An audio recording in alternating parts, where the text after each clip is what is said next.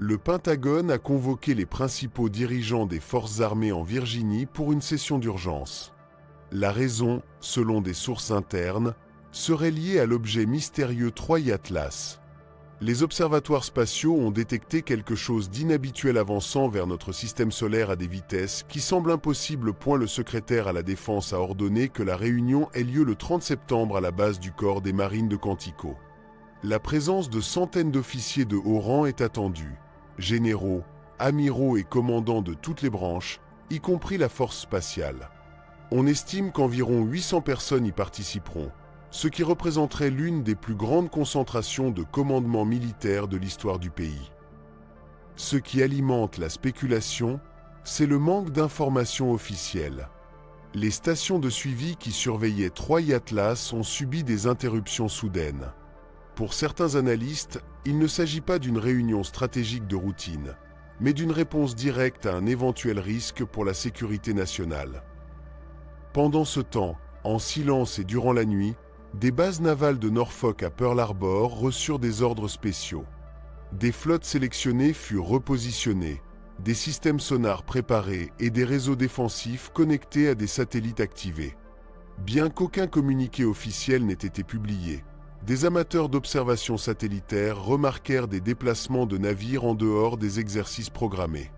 Il ne s'agissait pas de navires ordinaires, c'étaient des destroyers équipés de systèmes Aegis, des croiseurs pour la défense antimissile et des sous-marins de surveillance profonde. Pourquoi la marine et non la NASA dirige-t-elle la réponse à un objet spatial? Des fuites internes donnent une explication inquiétante. Les données du télescope James Webb et des observatoires militaires suggèrent que Troy Atlas ne se comporte pas comme une comète. Ses émissions, ses changements de trajectoire et ses lectures métalliques indiqueraient quelque chose de non naturel. Même s'il n'y avait qu'une faible possibilité qu'il soit contrôlé, la priorité serait la préparation militaire. On parle même de protocoles de contact combinés entre la marine et le commandement spatial, des plans qui pendant des décennies ont été qualifiés de conspiration. Plus frappant encore, la marine n'a pas seulement déployé des ressources dans l'espace, mais aussi en mer. Des stations hydroacoustiques à l'origine conçues pour suivre les sous-marins soviétiques sont en cours de recalibrage. Certains experts suggèrent, à voix basse, que si Troy Atlas est plus qu'un simple objet, il pourrait non seulement se déplacer dans le ciel, mais aussi interagir avec les océans de la Terre. Cela expliquerait le déploiement de navires en grille silencieux sous l'eau, comme s'ils attendaient quelque chose que personne n'a annoncé publiquement.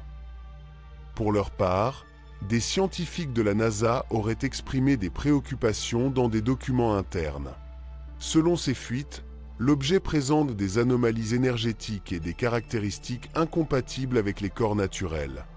Bien que publiquement il ait été déclaré que Troy Atlas mesurait environ 1 km de diamètre, les calculs réels indiqueraient entre 30 et 50 km, une taille susceptible de provoquer une dévastation massive si elle frappait la Terre. Cependant, les communiqués officiels restent prudents, vagues et rassurants, tandis qu'en secret, il semble se développer une préparation pour un scénario qui jusqu'à récemment était considéré comme impossible.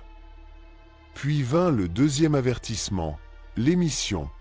Les analyses spectrographiques commencèrent à détecter des impulsions infrarouges répétitives, organisées en un motif. Au début, les analystes pensaient qu'il s'agissait d'une coïncidence, d'une erreur de mesure. Cependant, à chaque nouvelle confirmation par d'autres télescopes, l'anomalie cessa d'être discutable. Ce n'était pas du bruit aléatoire, c'était un rythme qui suggérait une communication. Malgré cela, la version publique de la NASA fut un déni. Il a été affirmé que les motifs étaient des artefacts de mesure et que l'étrange panache d'émission était un jet naturel. Mais au sein de l'agence, certains scientifiques commencèrent à parler d'une source d'émission dirigée. Un lanceur d'alerte a même affirmé que le prétendu « signal » incluait des intervalles de nombres premiers, l'indicateur classique hypothétique d'une origine intelligente. Lorsque ces découvertes sont parvenues aux chaînes militaires, elles ont cessé d'être un mystère scientifique pour être considérées comme une menace à la sécurité nationale. La NASA a reçu l'ordre de garder le silence, l'accès aux données du télescope Webb a été restreint, et les astronomes indépendants ont vu leurs informations bloquées. Sur les forums et les réseaux sociaux, l'idée a commencé à se répandre que le gouvernement ne cachait pas seulement ce qu'était le Troy Atlas, mais aussi ce qu'il faisait pointer. La rumeur s'est intensifiée lorsqu'on a appris qu'Elon Musk aurait eu une réunion privée à ce sujet. Selon des fuites, SpaceX, avec son réseau Starlink, a détecté des interférences lors de l'approche du Troy Atlas. Musk est allé jusqu'à publier puis supprimer un message cryptique. C'est plus grand qu'ils ne le disent. Mais si la taille et les signaux n'étaient pas les seuls secrets, que craignait encore de révéler la NASA? Lorsque les rumeurs sur le Troy Atlas sortirent du milieu scientifique et atteignirent Washington, il devint impossible de les contenir. Les législateurs commencèrent à recevoir des rapports classifiés et bientôt une tempête politique éclata. Certains sénateurs exigèrent de la transparence. S'agissait-il simplement d'une comète étrange ou de quelque chose de délibéré entrant dans notre système solaire? La Maison-Blanche répondit par des déclarations soigneusement rédigées. La situation est en cours d'examen. Il n'y a aucune menace pour le public.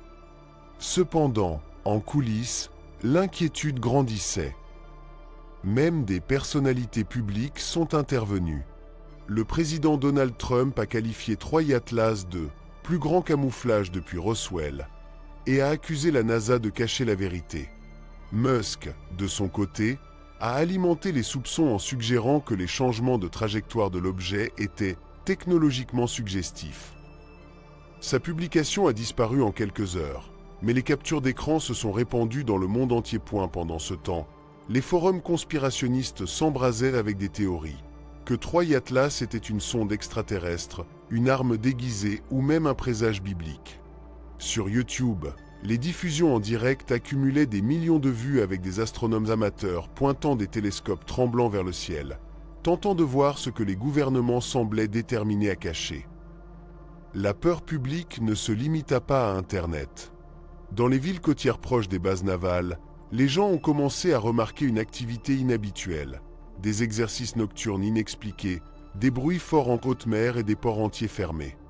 La rumeur grandissait selon laquelle Troy Atlas était suivi non seulement depuis l'espace, mais aussi depuis la mer. Même les médias traditionnels n'ont pas pu ignorer l'histoire. CNN a décrit Troy Atlas comme « le visiteur interstellaire le plus inhabituel jamais détecté ». Fox News est allé plus loin, citant des sources du Pentagone qualifiant l'objet de « préoccupant stratégiquement ». En quelques heures, le sujet est passé d'une conversation marginale au centre de la politique mondiale. Le plus inquiétant de tout cet épisode n'a pas été la réaction publique, bien qu'elle ait été intense, immédiate et empreinte d'incertitude, mais la réponse qui s'est élaborée dans les cercles les plus réservés du pouvoir. Plusieurs rapports, provenant de sources ayant accès à des informations classifiées, s'accordent sur un détail qui, avec le temps, est devenu impossible à ignorer. Lors de réunions fermées au plus haut niveau, au sein d'agences comme la DARPA, la NSA et le Commandement Nord, une hypothèse alarmante a été discutée de manière répétée. Un avertissement qui, au départ, semblait trop extrême pour être pris au sérieux, mais qui, avec le temps, a gagné en poids. La possibilité que Troy Atlas ne soit pas simplement un corps céleste errant, mais une structure capable de manœuvrer, se déployant lors de sa conjonction solaire. La phrase qui se répétait dans ses bureaux, toujours à voix basse, avec le poids de quelque chose d'interdit, était aussi brève que dévastatrice. Ce n'est pas une roche, ce n'est pas aléatoire. Et si cette affirmation était vraie, si Troy Atlas avait un certain contrôle sur sa trajectoire, même minime, même résiduelle, alors la peur qui commençait à s'emparer des hauts responsables à Washington n'était pas une exagération. C'était une conclusion inévitable. Alors que le climat politique se tendait et que les médias commençaient dangereusement à poser les bonnes questions, la marine des États-Unis prit des mesures visibles, bien que officiellement démenties. La réponse d'urgence n'était plus théorique et devint une opération active. Mais ce qui n'était clair pour personne, pas même au sein des échelons intermédiaires du Pentagone, c'était ce qu'il tentait exactement d'intercepter. Un vaisseau, une sonde, une arme, un signal de quelque chose d'autre? Vers la fin de l'été, le masque est tombé. Il n'y avait plus d'efforts pour cacher l'urgence avec laquelle on agissait. Des escadrons entiers ont été réorganisés en quelques jours. Les systèmes radars ont été poussés au maximum de leur capacité technique, étendant leur portée au-delà de la normale. Et, sous la surface de l'océan, quelque chose de plus délicat encore a été mis en place. Des câbles sous-marins hautement classifiés, initialement conçus pour l'espionnage acoustique, ont commencé à transmettre des informations en temps réel directement vers des centres de commandement au sein du Pentagone et de Fort Meade. Bien que publiquement on parlait d'exercices militaires routiniers, à huis clos la situation était différente. Des fuites ultérieures ont révélé l'activation d'un ensemble de directives qui étaient restées inactives pendant des années. Des protocoles de contingence développés durant la guerre froide, discrètement mis à jour dans les années 2000 pour des scénarios de contact non conventionnels. Ces documents, dont l'existence n'a jamais été officiellement reconnue, décrivaient les étapes à suivre par la marine si la Terre faisait face à un objet qui ne pouvait être classé ni comme naturel, ni comme technologie humaine. Un objet comme Troy Atlas. Qu'est-ce qui a déclenché cette activation? Ce furent deux événements, distincts mais tout aussi déconcertants. Le premier fut une série de modifications minuscules mais répétées et mesurables dans la trajectoire de Troy Atlas. À première vue, elle pouvait sembler être le résultat de processus physiques connus, comme la désorption de gaz ou l'influence du vent solaire. Cependant, les analyses orbitales révélaient autre chose. Les changements étaient symétriques, cohérents et, ce qui était le plus alarmant, prévisibles. C'était comme si quelqu'un ou quelque chose effectuait de petits ajustements, comme si la trajectoire était corrigée avec une intention précise. Le deuxième événement fut encore plus perturbant. Des stations d'écoute en profondeur, situées en points stratégiques des océans Pacifique, Atlantique et Indien, commencèrent à enregistrer des bourdonnements de basse fréquence, un type de signal normalement associé à une activité tectonique ou au passage de grands sous-marins. Mais ces signaux ne coïncidaient avec aucun schéma géologique connu, ni avec des opérations navales identifiables. Le plus inquiétant était leur synchronisation. Les bourdonnements coïncidaient exactement avec les pics d'émissions infrarouges détectés par les observatoires spatiaux lorsque Troy Atlas traversait certains points de son orbite. L'implication était terrifiante. Les signaux n'étaient pas seulement dirigés vers l'espace. Ils résonnaient également avec les océans de la Terre. Cette possible connexion entre le ciel et la mer a poussé la marine à un état opérationnel sans précédent depuis les attentats du 11 septembre. Des sous-marins nucléaires équipés de sonars de dernière génération et de systèmes de guerre électronique à haute sensibilité ont été déployés silencieusement. Les porte-avions les plus modernes se sont transformés en centres de commandement flottants, se positionnant stratégiquement sur des routes de transit clés. En parallèle, des entreprises de télécommunications spatiales ont signalé des anomalies, interférences sur des bandes de fréquences spécifiques, perte de signal inattendues et, dans certains cas, le blocage total des canaux utilisés pour l'observation satellitaire. Derrière le silence officiel, des témoignages ont commencé à émerger. Des militaires à la retraite, des analystes satellitaires, des contractants civils. Tous mentionnaient la même chose, des simulations, des exercices de réaction rapide face à une menace qui ne venait d'aucun pays. Une question a commencé à circuler parmi ceux qui étaient les plus proches des données. Et si Troy Atlas n'était pas de passage? Et s'il s'arrêtait? Et s'il descendait? Jusqu'à ce moment-là, l'idée d'une entrée atmosphérique n'était qu'une spéculation marginale. Mais chaque jour qui passait, cette possibilité devenait de plus en plus difficile à ignorer. C'est alors qu'un nouvel élément a complètement changé le panorama. Un élément qui ne venait ni des télescopes ni des satellites, mais de l'intérieur même du Pentagone. Un analyste en renseignement technique, sous conditions strictes d'anonymat, a divulgué une découverte qui a provoqué un silence glacial même parmi les officiers les plus expérimentés. Selon son témoignage, les données radar à haute résolution révélaient non seulement que Troy Atlas était considérablement plus grand que ce que la NASA avait admis publiquement, mais ce qui était le plus troublant était sa composition. Il n'était pas solide. Pas entièrement. Les capteurs les plus avancés révélaient des incohérences impossibles à expliquer si l'on avait affaire à une roche naturelle. Il y avait des zones de l'objet où, en théorie, il devait y avoir de la densité, mais ce que l'on trouvait étaient des vides structurés, avec des motifs géométriques et répétitifs. C'était un design, pas une formation aléatoire. Les ingénieurs qui ont examiné les relevés le décrivaient en un seul mot, architecture. La structure interne ressemblait plus à la coque renforcée d'un navire qu'à la fragmentation chaotique d'un astéroïde. À cela s'est ajoutée une deuxième découverte. Les réseaux hydroacoustiques, les mêmes qui pendant des décennies ont écouté les sous-marins soviétiques traverser l'Arctique, ont commencé à enregistrer des impulsions ultra-basses fréquences toutes les 11,2 secondes. Ce rythme, comparé aux enregistrements précédents, a révélé quelque chose d'effrayant. Il était exactement le même que le schéma d'émission infrarouge précédemment détecté par la NASA sur 3i Atlas. Un signal, deux moyens.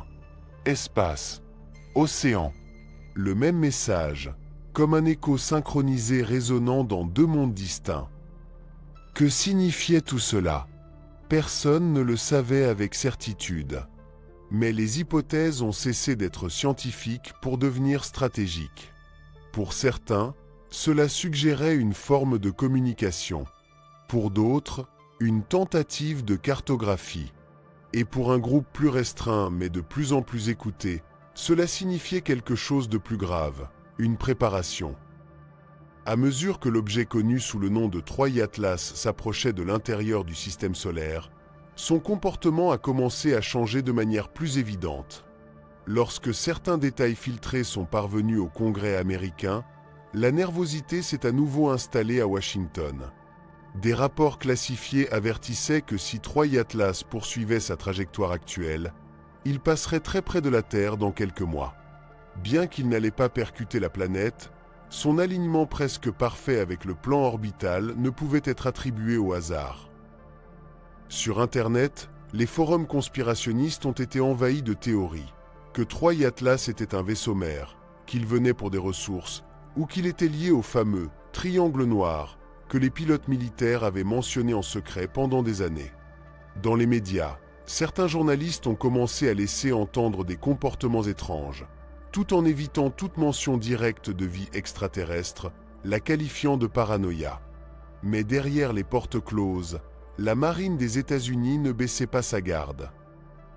Des fonds d'urgence ont été alloués à des programmes classifiés. De nouveaux sous-marins ont été ordonnés de patrouiller dans des zones stratégiques de l'Atlantique. Et un document, qui a été divulgué plus tard, a déclenché toutes les alarmes. En son en-tête, on pouvait lire « Événement Atlas », niveau 1 de préparation. Cette catégorie est uniquement utilisée pour des menaces potentiellement existentielles. Et pourtant, ce n'était pas la chose la plus inquiétante. À l'arrivée de l'automne, la situation est passée d'un sujet réservé à une priorité urgente. Pendant des mois, 3i Atlas avait été au centre de réunions secrètes, de mouvements militaires discrets et de fuites échappant au contrôle du gouvernement. Mais lorsque l'objet a atteint son point le plus proche du Soleil, un moment où la Terre est temporairement aveuglée par l'éclat solaire, tout a changé. Pendant cette conjonction solaire, les communications avec Atlas ont été perdues. Les télescopes ne pouvaient pas le suivre et les signaux radio étaient annulés par l'interférence du plasma solaire. Il ne restait plus qu'à attendre qu'il réapparaisse de l'autre côté. Lorsqu'il a finalement fait, les données reçues ont bouleversé tous les centres de contrôle. 3i Atlas ne suivait plus la même trajectoire. Le changement était léger, à peine quelques degrés, mais suffisant pour modifier tous les modèles de prévision. Ni la NASA, ni l'Agence spatiale européenne, ni même les programmes militaires secrets du Pentagone n'ont pu expliquer cette déviation. La seule hypothèse restante était aussi la plus inquiétante. 3i Atlas s'était manœuvré lui-même. Dans les centres de commandement naval, la tension était palpable. Les simulations qui avaient été pratiquées en secret avaient cessé d'être des exercices.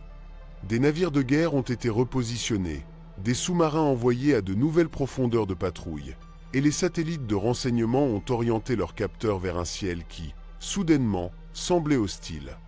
L'armée de l'air a élevé son niveau d'alerte. Tout a été fait en silence, de manière coordonnée. Pendant ce temps, le gouvernement maintenait un discours officiel calme, affirmant que le suivi de l'objet se poursuivait normalement. Mais peu y ont cru. Pas après les fuites. Pas après cette étrange traînée qui semblait plus être un système de propulsion que de la poussière cosmique. La réaction du public a été immédiate. Elon Musk a publié des commentaires ambigus sur les réseaux sociaux, laissant entendre que SpaceX se préparait à collaborer dans des opérations de défense. Donald Trump, lors d'un acte de campagne, a accusé le gouvernement de cacher la vérité extraterrestre. Les médias proposaient des versions contradictoires. Certains se moquaient de la peur, d'autres l'alimentaient avec de prétendues fuites sur des réunions d'urgence à la Maison-Blanche. La population, pendant ce temps, a commencé à regarder le ciel. Des diffusions en direct du firmament ont accumulé des millions de vues. Dans les salons de discussion, des rumeurs circulaient sur des objets lumineux près de la Lune. Troy Atlas était-elle une sonde, un vaisseau ou quelque chose d'encore plus étrange? Certains leaders religieux l'ont interprété comme un signe divin. Des analystes économiques avertissaient d'une possible instabilité des marchés si la peur s'emballait. Alors le silence est arrivé. Pendant 3 jours consécutifs, les réseaux d'écoute sous-marins de la marine utilisés pour détecter les sous-marins et les tremblements de terre ont cessé d'enregistrer les impulsions électromagnétiques liées à Troy Atlas. Il n'y avait aucun signe, ni écho, juste un vide inquiétant. Les autorités ont attribué cela à un « entretien technique », mais les analystes n'étaient pas convaincus. Certains ont suggéré que Troy Atlas s'était éloigné de la zone de détection. D'autres, plus sombres, affirmaient qu'il n'était pas parti, qu'il s'était simplement caché, déjà en orbite terrestre, dissimulé en pleine vue. Et ainsi, l'histoire ne se termine pas par des réponses, mais par de l'incertitude. Une marine en alerte maximale. Un gouvernement qui parle à demi-mot. Une société divisée entre la peur, la curiosité et l'incrédulité. Car la véritable question n'est plus ce qu'est Troy Atlas. La véritable question est « Pourquoi maintenant ? Pourquoi la Terre ? Pourquoi précisément à ce moment, alors que nous avons enfin la technologie pour le voir, et qu'il décide alors de changer de cap ?» Certains croient que le compte à rebours a déjà commencé. Et dans ce silence, il y a une vérité qui résonne plus fort que tout signal. Quoi qu'il en soit, Troy Atlas sait que nous l'observons, et peut-être nous observe-t-il déjà aussi.